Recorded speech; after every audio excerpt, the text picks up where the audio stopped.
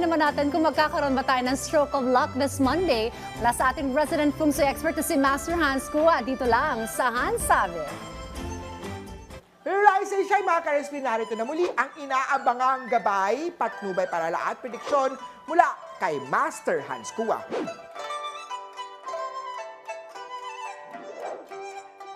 Para sa mga pinanganak ng Year of the Rat, maaaring merong minor health problem.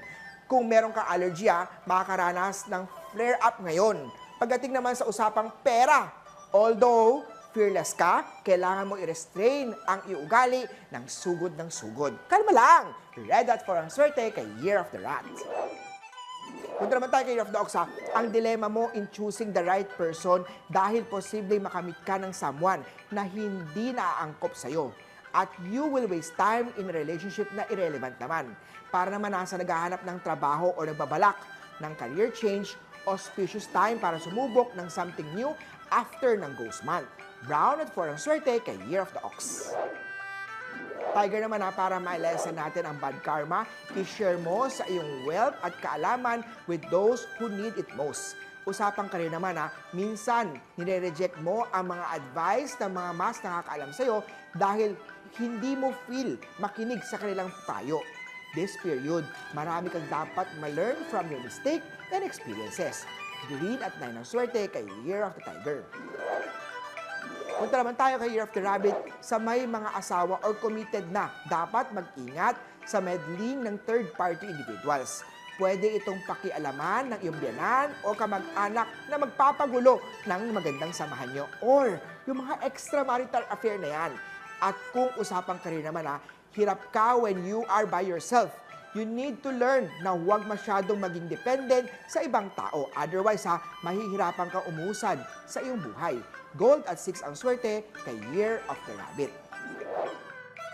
Punta naman tayo kay Year of the Dragon. It is advisable to take appropriate breaks para hindi mawala ang efficiency mo. Magaan din pagdating sa finances when it comes to wealth. Ang problema mo lang ay holding your money. Blue at 1 ang swerte kay Year of the Dragon. Kay Year of the Snake naman kailangan alisin din ang mga habits na pagiging passive. Ugali mo ay maging complacent sa trabaho, especially kung walang challenges. At once kampante ka na, you exert the bare minimum effort sa trabaho mo. Hindi ito good look sa mga superiors mo na ginajudge ka whether or not worthy ka sa promotion. Para naman sa kalusugan iwasan ang junk food at mga designer coffee drinks. Peach at 5 ang swerte kay Year of the Snake. Dito naman sa Year of the Horsey, malaki ang matutulong ng Peach Blossom Luck para sa singles na naghahanap ng pag-ibig. But ipagpaliban muna ang commitment hanggang matapos ang ghost month. Importante rin to look after your kalusugan. Minsan, pagtatabang relationship ay connected sa iyong physical well-being. Red at 4 ang swerte kay Year of the Horsey. Goat naman tayo magsuot ng red or hot pink for added attraction. Para sa mga committed relationship naman maaaring makarinig na ng wedding bells next year. Yee! Sa career naman reliable ka sa workplace and responsible ka. Stress at anxiety ay magiging kalaban mo sa sarili. Blue at 8 ang swerte kay Year of the Goat. Kay Monkey naman kailangan increase mo ang yang energy sa katawan. Mag-take ng ginseng sa lalaki at cinnamon or ginger naman sa mga babae. Kung usapang love naman para sa married couple, pwedeng magulo ang inyong loveness ng mga disagreement. Maging mas lalong pasensya o understanding sa mga needs ng iyong partner. Pink at 2 ang swerte kay Year of the Monkey.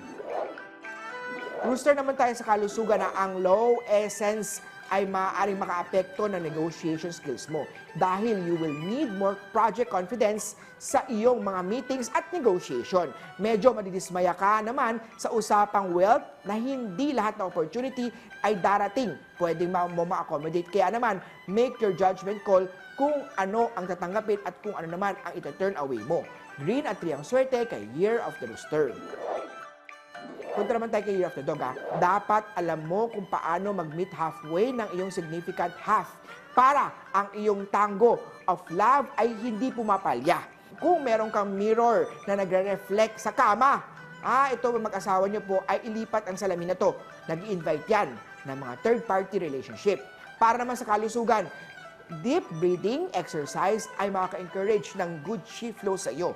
Subukan gumamit ng essential oil o mga scent diffuser. Silver at 9 ang swerte kay Year of the Dog. At sa topic naman tayo sa usapang career, importante na quality at dapat palakasin mo ang good fellowship with others. Umiwas sa arguments, chismis at pakikialam sa mga bagay na hindi mo concern. Wealth Star naman, ingat din sa pagproproseso ng mga payments o paggawa ng bookkeeping. Any small mistakes can give big loss. Kung ikaw ay nasa investment, maging cautious at huwag mag-take ng risk. Blue at 2 ang swerte kay Year of the Piggy. Muli po, ito po yung mga gabay, patnubay, paalala at prediksyon lamang ni Master Hans Kua. Nasa inyo mga kamay nasa lalay ang inyong mga tagumpay. Kaya always be positive at i-claim ang mga swerte, mga ka-RSP.